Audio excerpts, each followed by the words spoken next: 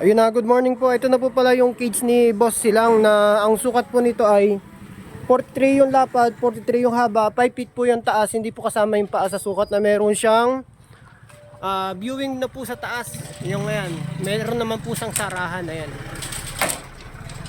Na ang kagandahan po nito, collapsible assemble po. Nakukollapse po yan ay malagay ng tornilyo. Kaya po sa 43, sinaktuhan ko po siya ng isang long span na wala na siyang tapal. Na meron po siyang poop tray, ayun, plastic. Tapos po ito po yung pinaka double trapdoor niya. Ito. Ayan, yung hinihila. Tapos ang kagandahan din po nito, pag ayaw nyo nang merong itong T-trap kasi meron ng trapdoor doon, nakatornilyo po yan. Ayan. Pwede pong alisin. Ito po yung pinakasarado ng viewing. Tapos meron siyang wood box na 369, siyam na butas, tapos sabitan ng mga trapal. Tapos naka-insulation na rin. Ayan. Tapos yung customized po pala na feeder liner. Ayan. Ito po natatanggal po to. Ito natatanggal.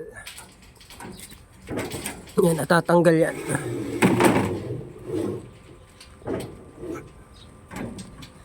Yan, natatanggal yan. Yan, double purpose yung ano niya. Tapos ito naangat dito. Pinaka-release niya. Ito yung sabitan. Yan. Okay na po.